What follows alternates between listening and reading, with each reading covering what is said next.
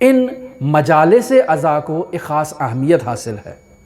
آغاز مجلس عزا سے، زیارت عاشوراء، تلاوت کلام الہی سے، آخری یا حسین تک، ان تمام مجالس عزا میں انسان شریک ہونے کی کوشش کرے، وقت پر آنے کی کوشش کرے، امام حسین علیہ السلام سے رابطہ قائم کرنے کی کوشش کرے۔ دیکھیں امام حسین علیہ السلام اس کے اوپر کیا عنایت کرتے ہیں اور کیا عطا کرتے ہیں۔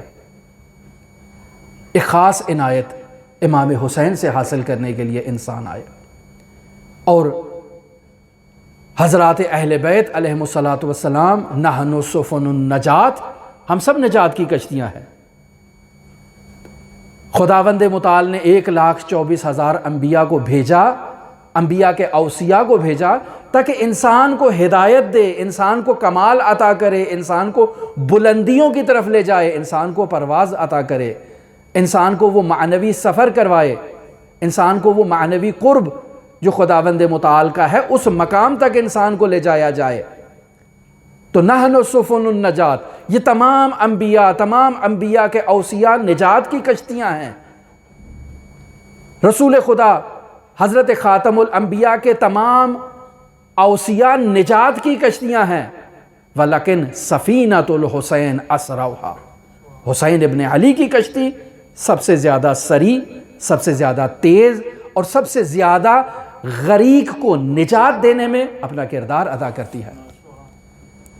لہٰذا ہم یہ مطالب جو بس اوقات سنتے ہیں، بس اوقات پڑھتے ہیں، بس اوقات ہمارے ذہن سے عبور کرتے ہیں اور ہم ایک معضل میں گرفتار ہو جاتے ہیں، ایک مشکل میں گرفتار ہو جاتے ہیں کہ نہیں معلوم یہ باتیں جو کی جاتی ہیں یہ باتیں کس نوعیت کی ہیں۔ حتیٰ بعض اوقات انسان ایسی احادیث کی جب قراءت کرتا ہے تو انسان حیران و پریشان ہو جاتا ہے کہ یہ حدیث کیا کہنا چاہتی ہے۔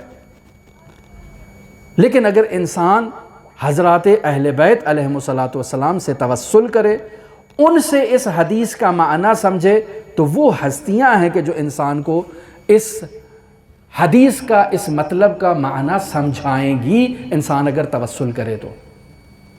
لہٰذا دیکھیں ہم ان مطالب اور ان معارف میں بطور معمول انسان جب کسی مطلب سے رابطہ کرتا ہے، کسی مطلب کو حاصل کرنا چاہتا ہے، تو بعض مطالب ایسے ہوتے ہیں کہ جو انسان سمجھتا ہے اسے اپنی زبان سے بیان بھی کر سکتا ہے اور دوسروں تک بھی پہنچا سکتا ہے، یعنی خود سمجھ بھی رہا ہے، دوسروں کو اپنا ما فی الضمیر منتقل بھی کر دیتا ہے، سمجھا بھی دیتا ہے۔ بعض مطالب ایسے ہیں کہ جو انسان سمجھتا ہے لیکن انہیں بیان کرنے کی صلاحیت نہیں رکھتا ہے، اور بعض مطالب اور حقائق ایسے ہیں جسے نہ انسان سمجھتا ہے نہ جسے بیان کرنے کی صلاحیت رکھتا ہے۔